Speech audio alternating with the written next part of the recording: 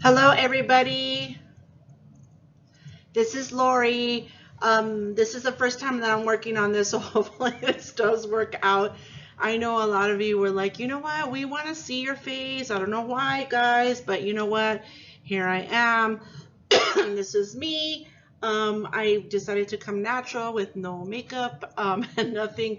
I'm sorry if the screen seems a little blurry. I'm not a professional yet, but I figure, hey, you know what? Might as well just do it. Today we're going to actually talk about a topic that I really, really loved. And actually, I had to learn about emotional intelligence. I swear I didn't even know this even existed. But we're going to go ahead and dive right in. If for those of you that don't know me, my name is Lori R. I am a certified, can't even talk, certified life coach that is specializing in relationships as well as career growth and goals. And what we're going to do is we're going to talk about emotional intelligence, also known as EI or EQ. And believe it or not, what I learned is having emotional intelligence, I think, is the most valuable trait a person can actually develop in a relationship. If both of you have emotional intelligence, oh my goodness, you guys can work a lot of conflict out. If only one of you have emotional intelligence, you're going to have some problems. The only reason why I say that is because of the fact that when I was doing coaching, and I have some of my clients right now, I have where one is a very highly emotional, intelligent functioning, and then I have the other significant other that just has no clue, and there's conflict going on. So we're going to discuss what this emotional intelligence is. It's actually a trait, and what it does is this intelligence actually helps you to connect not only to yourself but will help you connect with anyone else, whether that be a significant other, whether that be a family member, whether it's a workmate. You're going to be able to connect with them. We'll go into detail why I'm saying that. Those that struggle with emotional intelligence, they just cannot, they have a missing piece to them. They can't seem to connect or understand or respond to others in a very meaningful way. What that means is when you have emotional intelligence, you yourself will recognize, you'll understand, and you'll manage your own emotions. The number one emotion that I would see a lot is anger. We all get angry. There's different things that makes us angry. But if you are able to control that anger, recognize it, understand it, and manage it, and not let it take over you, and you're able to express it in a very adult, calmly way, that's emotional intelligence. Okay. But if you are not able to do that, then you're lacking emotional intelligence. Another thing that will let you know if you have this is if you can actually put yourself in another person's shoes, where it's their emotions, how they're feeling, and you can empathize. You don't have to really agree, but if you could see their perspective and if you can empathize with them, okay, and not judge them, that's emotional intelligence. So what it is, EI, is when you're able to understand your emotions without outburst, without anger, and you're able to regulate them and you're able to control them.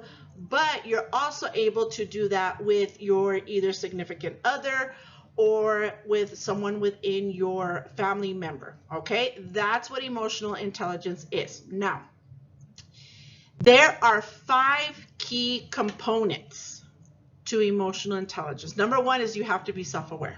Okay, not everybody has this. So if you don't have it, like me, I did not have this when I was younger. I am guilty. I didn't even know this word existed.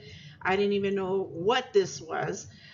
You have to be self-aware. So if you have this self-awareness that you know what, I want to grow emotional intelligence. I want to learn how to do this. I want to be able to connect with others in a very nice fashion way.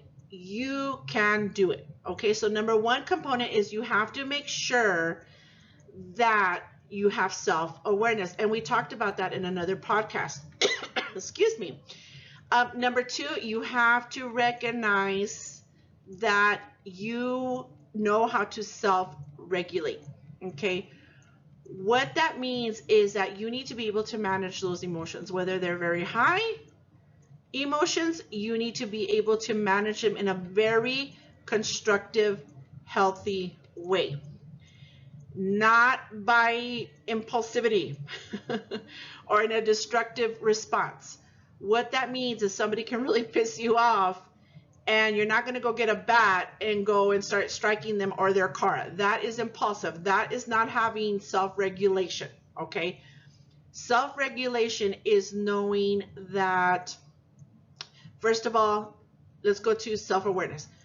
You're aware that you're having a trigger, okay? You're aware that whatever emotion you're feeling, this is triggering you big time, okay? Let's say in a relationship. Your significant other does something that really is really irritating you, and it's just triggering you, and it's just giving you past trauma, okay? You lashing out to your significant other without any explanation, that is lacking emotional intelligence, okay? You might have the self-awareness, but you're lacking emotional intelligence because it's all 5 components, okay? It's not 1 or 2 components. Excuse me. So you're self-aware, you're self-regulating, meaning that you're controlling those emotions because your significant other really ticked you off. You're not going to impulsively go and start yelling at them because they're not going to understand you. They're not going to get you. So understanding that, you know what? I know I can snap at them, but I'm not. I'm going to take a deep breath. I'm going to really think about this. And when I'm calm, I'm going to speak to him about it. Okay? That is emotional intelligence, because you're thinking of yourself plus you're thinking about the other person, because you know darn well if you're going to go in there and start a fight, it's going to start a fight. Okay, is that what you really want? If that's what you really want, that is not emotional intelligence. Okay, but if you're able to understand your emotions, their emotions, and right now it's not the best time, or you're able to self-regulate and talk calmly, beautiful. That's emotional intelligence. Okay, then you have to have going on with the 5 key components. You need to be motivated. I mean, you need to have the drive to do this. If you want to improve and learn and grow emotionally, then you can work at this. You have to have this motivation. If you don't have this motivation, you're not going to get it. You're just not going to get it. You have to choose that this is something that you want to learn, because short-term impulses do not get you anywhere. Okay, this is going to be hard, but the way that you handle it, I always think about it. Okay, somebody can tick me off, but I want to make sure that I'm going to react in a way that I'm going to be proud tomorrow, not something that I want to react at that moment. Okay, and that is what you call emotional intelligence. Is it hard? Yes, but we talk about this in every podcast. Practice, practice, practice. Then, of course, you have to have empathy. In order for you to understand that other person's viewpoint, you have to be able to make sure that you are you sense their emotion, you're trying to understand their emotion, and you're trying to connect with them, okay? That's what empathy is that you are personally seeing their perspective and you're not making it about you, okay? It's not about you, it's about their perspective. So you have to have empathy, okay? A good example of this is you might not fully understand what they're experiencing or what their trigger is, but you can feel that they're hurting, but you want to support them. That's emotional intelligence, okay? And the last one is social skills. There's five components. The last one's going to be social skills. Being able to really be authentic and honest with the relationship that you have, communicating clearly. You set your boundaries, you resolve conflict thoughtfully. Okay, that's the secret, thoughtfully. A good example is maybe by telling your significant other, you know what, I value us. I value our connection. But I'm going to be honest. What I'm feeling right now is this, but I don't want to put the blame on anyone. I just want to let you know this is what I'm feeling, okay? If that other person responds by saying, okay, well, explain to me what it is without shouting, talking it over, because remember, we talked about this in a podcast, the tone sets everything when you're communicating, okay? Then the other person that has emotional intelligence will sit down and empathize with what you're feeling with. And that's what starts the relationship in talking, okay? Now, I tell everybody that these 5 components, it's like ingredients.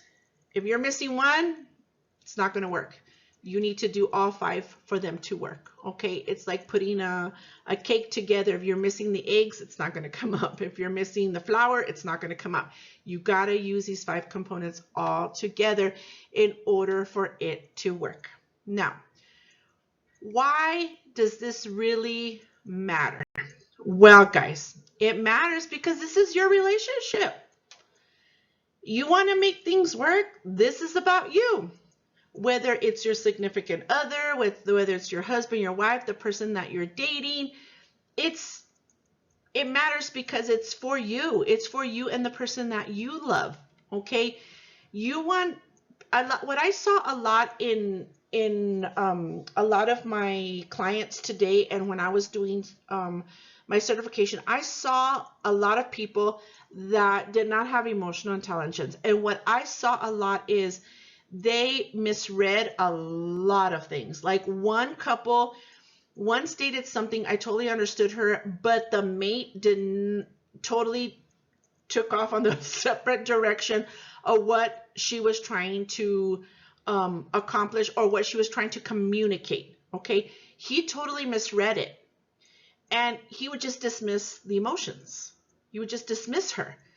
That is somebody that doesn't have emotional intelligence, because number one, he's misreading and he's not allowing her or him to speak, and you're not putting yourself in that other person's shoes or perspective where you're trying to feel and see what is bothering that other person. Now, they also, those that have these type of emotional intelligence or lack it, they have a lot of unresolved pain. I mean, not only do they put it on you, but they put it on themselves. Okay, so that's why this really, really does matter. You don't want to be in a relationship. This happens a lot with avoidance, the avoidant attachment style. I see a lot with this where they just kind of they just kind of shut down, or they lash out, or they don't communicate with you because that's your punishment. And I see a lot. That is not emotional intelligence, okay? They struggle to hold their own feelings. And this is not something that's going to be healthy for you or for them. And in the end, it was sad because what I would see a lot was I saw a lot of people that were feeling lonely. They were feeling misunderstood. They were feeling emotionally unsafe. And even if they did care about the other person, it still wasn't enough. It still really wasn't enough. And it would make me very sad that it just wasn't enough. So this is what we do. We actually, sometimes a therapist can work with you hand in hand, and then a coach can actually work with the goals of what you're both trying to accomplish. But this is something that I really, really wanted to go into, was this emotional intelligence, because I do see a lot of people that don't have it. It became easier for me to understand a lot of others, because when somebody gets offended so quickly, I know that it could be either they're lacking emotional intelligence or they're lacking something else. And that's why I tell you guys that knowledge is power, because I really don't get offended very easily, because I know that there's something going on in that brain that I might not understand, because my way of thinking might not be the same way as somebody else's way of thinking, because our brain is so wired so differently. Because like I talked in another podcast, thank goodness that we're all different, because things would have been boring. But this is something that's very important if you're in a relationship or you're planning to be in a relationship, is trying to look into emotional intelligence.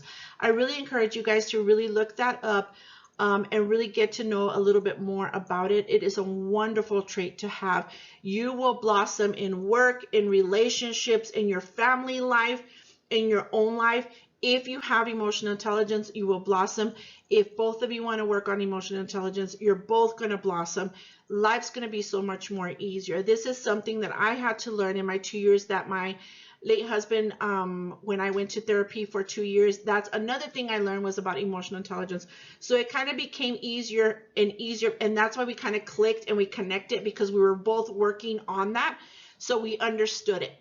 So does it work? Yes. Yes, it does work. It's great.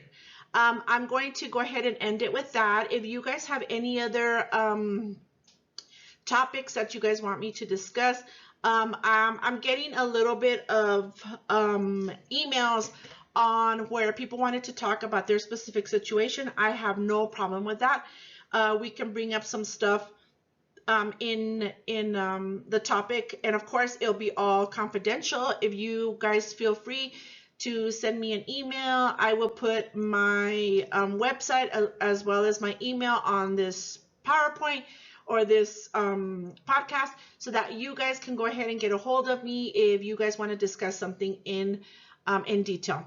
As of right now, make sure you guys have a great week, and make sure that you're kind and you're nice, because remember, it comes back twofold back to you. Thank you. Thank you for listening. Please subscribe if you're really enjoying this. Have a good one. Bye.